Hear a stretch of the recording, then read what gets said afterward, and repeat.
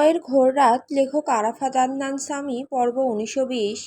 দুপুর প্রায় 2:30। আজ শুক্রবার থাকায় নামাজ পড়ে চৌধুরী বাড়ির সবাই দুপুরের খাওয়া দাওয়া সেরে হলরুমে জমিয়ে আড্ডা দিচ্ছে। কিন্তু মায়া সেখানে নেই। বাড়ির সবাই আজ একসাথে। মাহিমা চৌধুরী কোনো একটা গুরুত্বপূর্ণ কথা বলবে তা শুনতেই সবাই আজ একত্রিত, কিন্তু তা ভুলে সবাই আড্ডা হাসাহাসিতে ব্যস্ত। সবাই ব্যস্ত থাকলেও এদিকে মায়ের মা রুবিনা পাটোয়ারির কিছু একটা মনে পড়তেই মাহিমা চৌধুরীকে উদ্দেশ্য করে বললেন, বড় ভাবি, তোমার সাথে আমার কিছু কথা ছিল, একটু সাইডে আসবে? মাহিমা চৌধুরী সাথে সাথে বললেন, রুবিনা, এখানেই বলো না কি বলবে। রুবিনা পাটোয়ারি বলেই ফেললেন, আমাদেরকে কি কিছু বলবে? কি কথা বলার জন্য আমাকে আর মায়ের আব্বুকে ডেকেছো তা তো বললে না। মাহিমা চৌধুরী একটু অবাক হয়ে বললেন, ও হ্যাঁ, দেখছো বয়স বাড়ার সাথে সাথে কেমনে সব কিছু ভুলে যাচ্ছি। তাহলে বলো কি বলবে, আর তোমার সাথেও আমার কিছু কথা ছিল। মাহিমা চৌধুরী যেই কিছু বলতে যাবে অমনি কৌশিক বলে উঠল, আম্মু, তোমার সাথে আমার কিছু খুব জরুরি কথা ছিল, প্লিজ একটু এদিকে আসো। সাথে সাথে মাহিমা চৌধুরী বললেন, আহা, তোমার আবার কি হলো? এদিকে একটু আসো তো। কৌশিকের কথা মতো মাহিমা চৌধুরী এই সবার থেকে সরে এক সাইডে গেল কৌশিকের কাছে। মাহিমা চৌধুরী একটু ফিসফিস করে বলল, কি হয়েছে কৌশিক? কৌশিক একটু ঝুঁকে চারিদিকে তাকিয়ে তার কানের কাছে ফিসফিস করে বলল, তুমি আমার আর মায়ের ব্যাপারে কথা বলতে যাচ্ছিলে? হ্যাঁ, তোকে না পরশু রাতে বললাম যে শুক্রবারে তোর আর মায়ের সম্পর্কের কথা বলে বিয়েটা ঠিক করব। ওহো আম্মু, তুমি তো ফুফাকে ভালো করেই চেনো, জানোই তো উনি কতটা খারুস। মাহিমা চৌধুরী ভ্রুকুসকে বলল, কৌশিক, উনি তোমার ফুফা হয় না মানে কতটা রাগী আমি শিওর এখন কোনোভাবেই উনি এই বিয়েতে রাজি হবে না। তাহলে তাহলে আর কি এখন বলার দরকার নাই। আমি আগে আমার শ্বশুর মশাইকে ইমপ্রেস করি, তারপর না হয় বিয়ের কথা হবে। আমি বললে ঠিকই রাজি হবে, শরত আমাকে বলতে দে। না আম্মু, এমন ভুল ভুলেও করো না, পরে আমার মাটি সব যাবে। মাহিমা চৌধুরী আর চোখে বলল, নিজের মায়ের সাথে এরকমভাবে কথা বলছো তুমি? হ্যাঁ, লজ্জা শরম সব কোথায় রেখে এসেছো? ওহো আম্মু, তোমার এটাও মনে নেই আমি যখন ছোট ছিলাম তখন পুরো পরিবার সহ জোর করে আমার লজ্জা শরম সব ময়মনসিংহ পাঠিয়ে দিয়েছিলে? আমাকে ছেড়েও হতচ্ছাড়া লজ্জা শরম তো তখনই চলে গেছে। এই তুই আমারই তো ছেলে, তাই না? একদম পিওর খাঁটি তোমার ছেলে, কোনো সন্দেহ?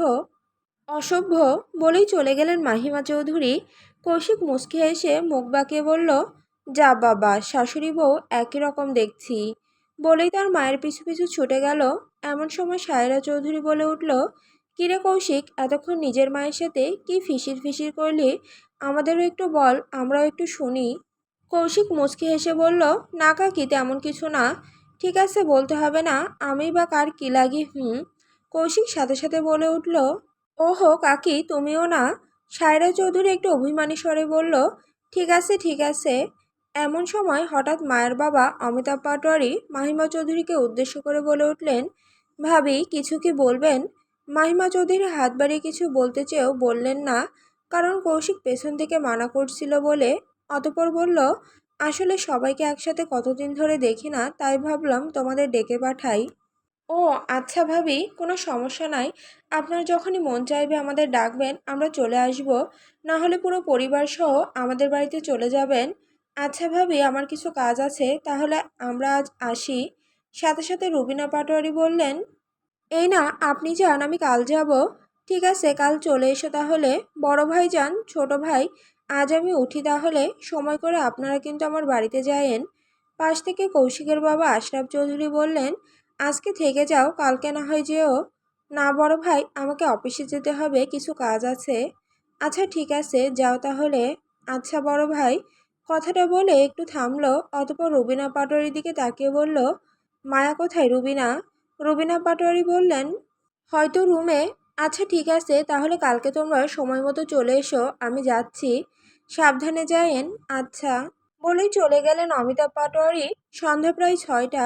সারাদিন আর মায়ের সাথে দেখা হয়নি তার, তাই মন ঠিক করার জন্য স্বাদের উদ্দেশ্যে রওনা দেয় কৌশিক। কিন্তু স্বাদের সিঁড়ি বেয়ে এক চঞ্চল কিশোরীর ছুটে আসা চোখে পড়তেই ঠোঁটে ঠোঁট কামড়ে হাসল কৌশিক। দূর থেকে কৌশিককে দেখতে পেয়ে মায়া তখন নিজেকে লুকিয়ে নিতে মরিয়া। নিস্পন্দন বাতায়নে তার পায়ের নুপুর, সাথে হাতে কৌশিকের দেওয়া কাচের লাল চুড়ি একটার সাথে একটা লেগে রুনঝুন শব্দ ভাসছে। ঠোঁটের কোণে লাজুক হাসি। কৌশিককে দেখে টালমাটাল উত্তালতা বুকে কৌশিক ভাই কাছে এলে যতখানি আড়ষ্টতায় খেই হারায়, আবার মানুষটা দূরে থাকলে ততখানি কষ্ট হয়। কাছে আসলে নিজেকে বেসামাল বেগতিক মনে হয়, দূরে গেলে বুকের ভেতর বেসামাল চিনচিন বেগতিক হয়। মায়া ছুটে নামার সাথেই পাশ কেটে মায়া যেতে যাবে, অমনি কৌশিক মায়ের সামনে হাত রেখে দেয়। মায়ের ফর্সা ত্বক লজ্জায় লাল হয়ে উঠল। সারাদিন কোথায় ছিলি? মায়ের যেন লজ্জায় মরিমরি অবস্থা। হাত দিয়ে গায়ের ওড়নার এক সাইড ধরে কোচোমোচো করতে করতে বলল, কোথায় আবার? আপনাদের বাড়িতেই তো ছিলাম। তাহলে তোকে দেখতে পেলাম না কেন? আমাকে খুঁজেছিলেন? কৌশিক একটু ভাব নিয়ে বলল, আমি তোকে কেন খুঁজতে যাব শুনি? ও আচ্ছা আচ্ছা, তাই নাকি? বল, আমি তোকে কেন খুঁজতে যাব? মায়া লজ্জায় লাল নীল হতে হতে বলল, কারণ? কি কারণ? আমি? কি আমি করছিস যে? কৌশিক ভ্রু কুচকালো। মায়া বলল, অসভ্য। কৌশিক আবারও ভ্রু কুচকালো। ইতর্নির? হ্যাঁ, পরে। চৌধুরীর? পরে। একমাত্র? পরে বল না। ভা, কি হলো পুরোটা বল। মায়া ভেংচি কেটে বলল, পারবো না, বুঝে নেন। বল না। পারবো না। পারবি না? না, পারবো না। মায়া কথাটা বলা মাত্রই কৌশিক মায়াকে একটানে কোলে তুলে নিল। এই কি করছেন? নিচে নামান, পড়ে যাব তো। এখানে পড়লে কিন্তু আর হাড্ডিগুড্ডি এক থাকবে না। কৌশিক ছাদে যাওয়ার উদ্দেশ্যে হাঁটা শুরু করে বলে, চুপ থাক, না হলে এখানেই ছেড়ে দিব। এই না না, তাহলে বাক্যটা সম্পূর্ণ কর, শেষের কথাটা বলে। কোনটা? কারণ আমি যে যে অসভ্য চৌধুরীর একমাত্র ভা। এত মিস্টেক করেন কেন? ইঁদুর তো বলেন নাই।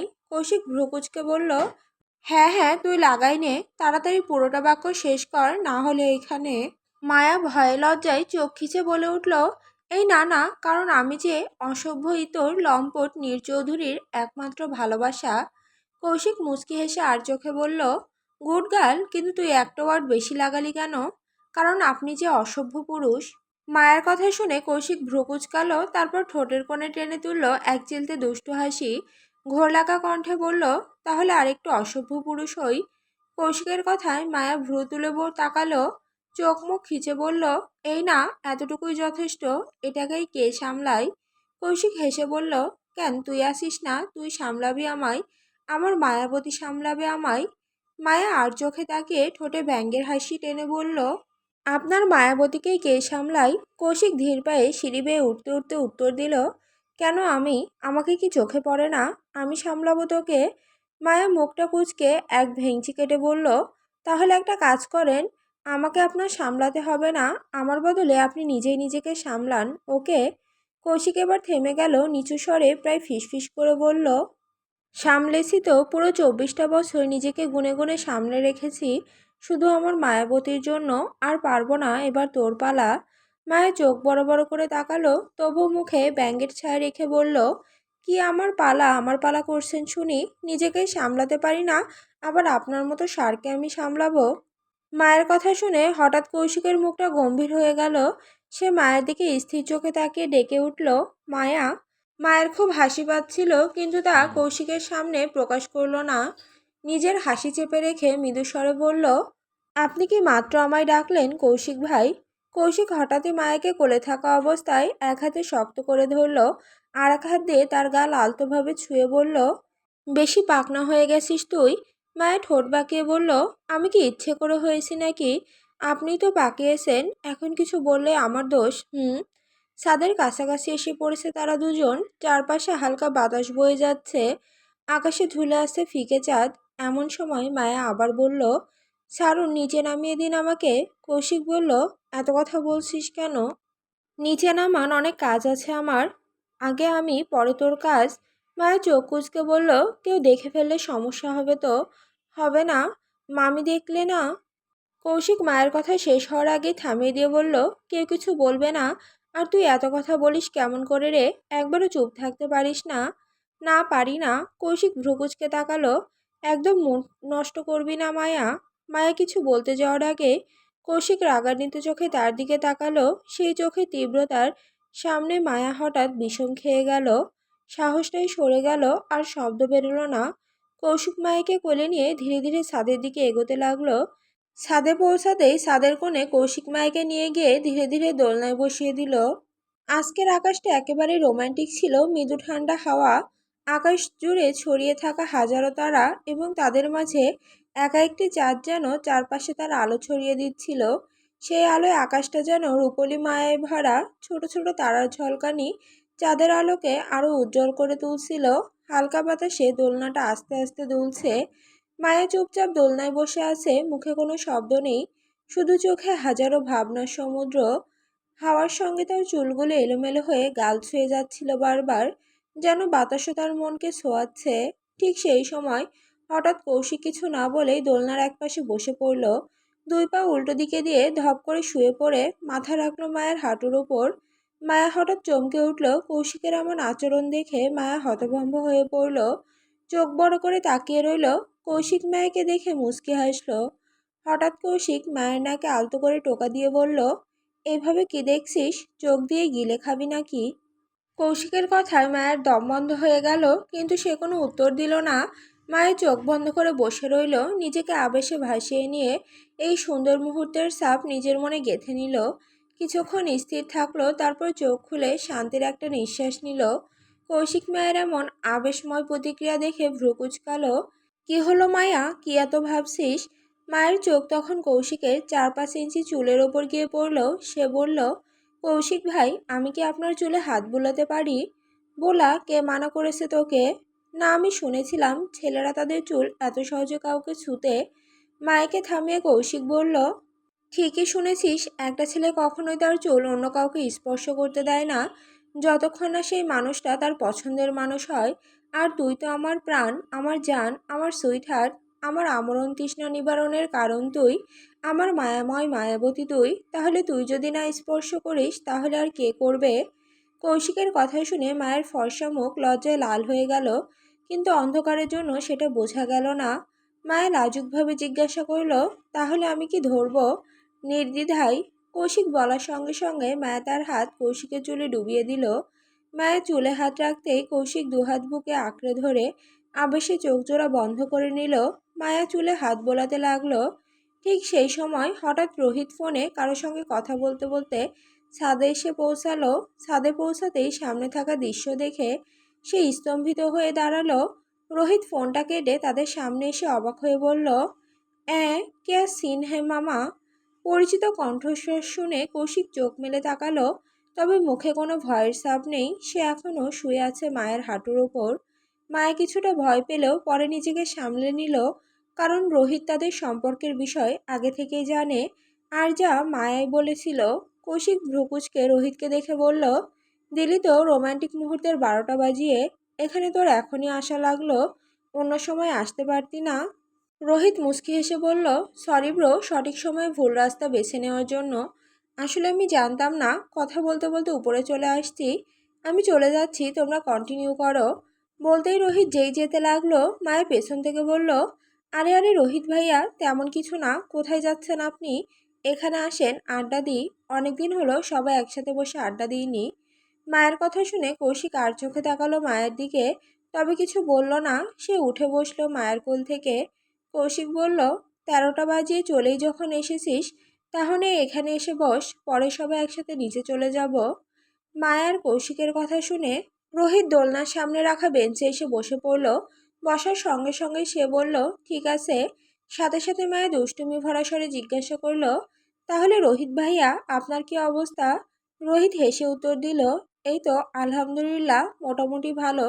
তোমার কি অবস্থা? এই তো আলহামদুলিল্লাহ ভালো। কথাটা বলার পর মায়া একটু থামলো, তারপর আবার বলল, মোটামুটি কেন? রোহিত অল্প হতাশ স্বরে বলল, মোটামুটি না, চোখের সামনে জলজ্যান্ত একটা কাপড় বসে আছে, আর আমি সিঙ্গেল। তাহলে আমি কিভাবে পুরোপুরি ভালো থাকতে পারি? মায়া হেসে বলল, না, আপনার এই দুঃখ সহ্য করার মতো না। নিজে সব সেট আপ করে নিয়ে এখন আমাকে নিয়ে মজা করা হচ্ছে। মায়া বলল, আরে ভাইয়া, মজা কেন করব?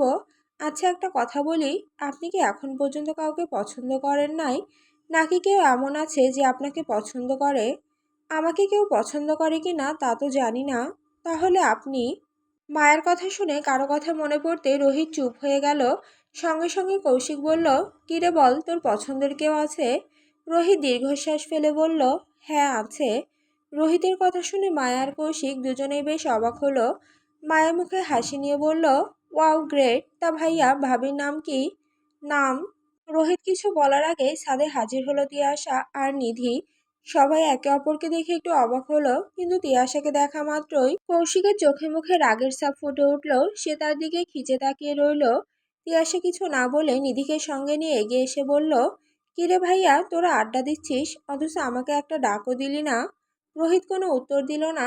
নিধিকে দেখার সঙ্গে সঙ্গে সে উঠে দাঁড়ালো। চোখ ড্যাব ড্যাব করে নিধির দিকে তাকিয়ে রইল। মায়ের বিষয়টা ভালোভাবে খেয়াল করলো। মায়ের সঙ্গে সঙ্গেই বলল, তিয়াশা, তুইও চলে এসেছিস, ভালো হয়েছে, এখন আড্ডাটা আরও জমবে। আয় আমার পাশে এসে বস। কৌশিক হঠাৎ করে বলে উঠল, না। মায়া কৌশিকের দিকে তাকিয়ে বলল, না মানে? না মানে সামনে তো অনেক জায়গা আছে, সে বরং সেখানেই। কৌশিকের কথায় মায়া তেমন গুরুত্ব দিল না। তড়িঘড়ি তিয়াশার দিকে তাকিয়ে বলল, তিয়াশা, তোর পাশে ওটা কে রে? তিয়াশার সঙ্গে সঙ্গে উত্তর দিল, ও ও ও আমার ফ্রেন্ড, আমরা সেম ইয়ারে পড়ি আপু। মায়া এবার নিধির দিকে তাকিয়ে জিজ্ঞেস করলো, নাম কি তোমার? নিধি হেসে বলল, আমার নাম নিধি আপু। বা ভারী মিষ্টি নাম তো। থ্যাঙ্কস আপু। চলো তোমরা সবাই বসো, আজ আড্ডাটা জমিয়ে হবে। হঠাৎ কৌশিক দোলনা থেকে নেমে বলল, তোরা আড্ডা দে, আমি যাচ্ছি। বলেই কৌশিক যেতে নিবে, অমনি মায়া দ্রুত কৌশিকের হাত ধরে বলল, কোথায় যাচ্ছেন কৌশিক ভাই, বসেন না। অনেকদিন পর সবাই একসাথে হলাম, একটু আড্ডা দেই, কাল তো আমি চলে যাব, তাই প্লিজ। কৌশিক তিয়াশাকে দেখে বিরক্ত হলেও মায়ের কথার প্রভাবও উপেক্ষা করতে পারল না। সে আবার দোলনায় গিয়ে বসে পড়ল। তাদের এই সব আচরণ খুব মনোযোগ দিয়ে দেখছিল তিয়াশা। শুরুতে কিছুটা অদ্ভুত মনে হলেও পরে মুখ উজ্জ্বল হয়ে হাসলো। নিধিকে সঙ্গে নিয়ে বেঞ্চে বসে পড়ল তিয়াশা। রোহিত চুপচাপ একপাশে দাঁড়িয়ে আছে, কোনো কথা বলছে না। মায়ের সব খেয়াল করলো, অতপর সে বলল, রোহিত ভাইয়া, আপনি কৌশিক ভাইয়ের পাশে এসে বসেন। রোহিত চুপচাপ দোলনার একপাশে এসে বসে পড়ল। সাথে সাথে তিয়াশা বলল, কি নিয়ে আড্ডা দিচ্ছিলে তোরা, আমাদেরও একটু শেয়ার করো।